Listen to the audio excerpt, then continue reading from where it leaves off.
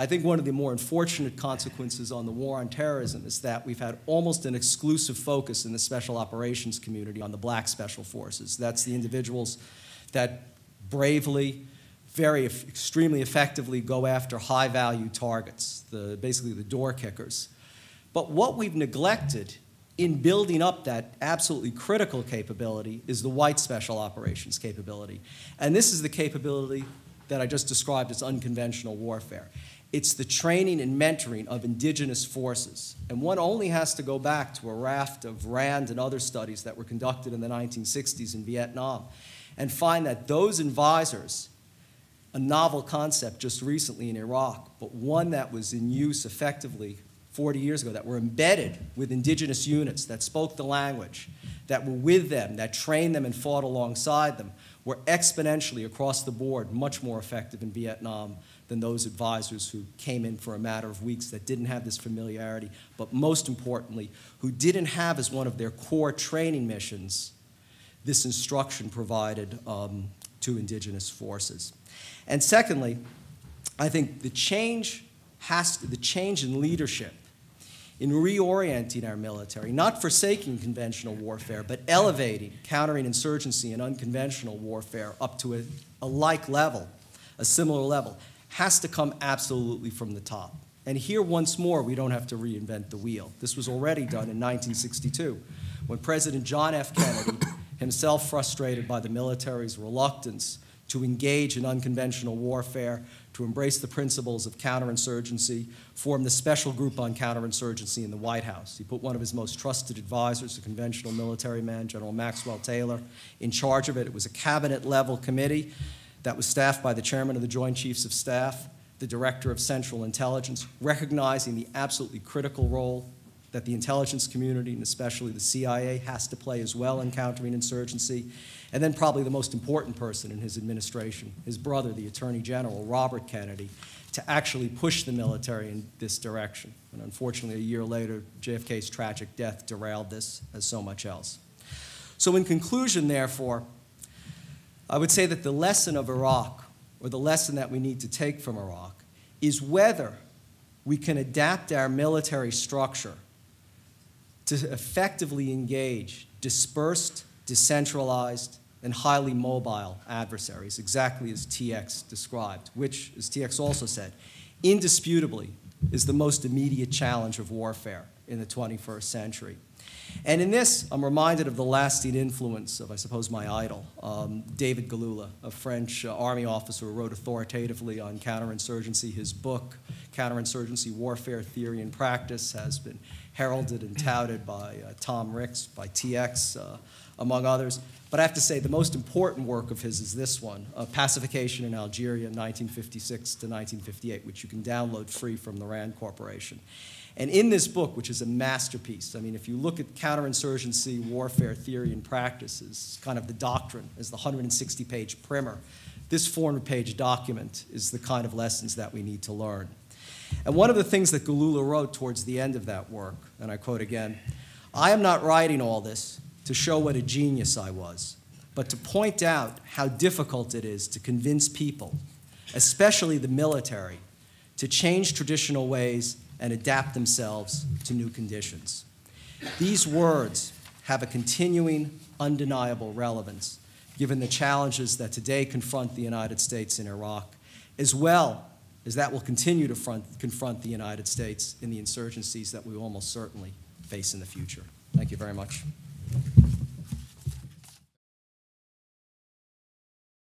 Well, good morning. I'm David Banks with the Center for Asymmetric Warfare, one of the co-sponsors here. And even though the dean's gone, I still want to thank Georgetown and Ellen and all the people who have done a tremendous job of putting this together. The first panel we had this morning I thought was outstanding. In looking at insurgency and then looking at insurgency in Iraq as a framework for setting up the next panel where we're going to talk about insurgency in Iraq. We have three great panel members today. First one is Colonel McMaster here. When I ask, you have their bios, when I ask him, he says, what's the one point that you might want to think about or remember? And his point was he just came back from Baghdad. been there, done that, and so he's going to be speaking not only from the broad, but what's happened very, very recently. Second one is Dr. Pollock, and when I asked him what he wanted us to remember him for, he says his engaging smile.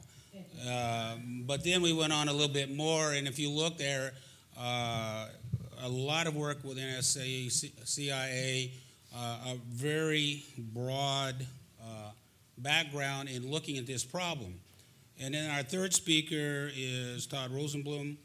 One of the things we'll say up front, he will be speaking off the record. And for those of you who will be looking for the video summary from the conference that'll be on our website, his remarks will not be included publicly to give him a little more freedom to talk, especially in today's interesting environment. So if you would give him that courtesy, we'd all really appreciate that. We're going to follow the same format from the preceding session. We'll have each speaker will do 15, 20 minutes to prep the battlefield, so to speak, and then we'll go with questions and answers and wrap it up whenever it seems appropriate. So with that, let's start with Colonel McMaster.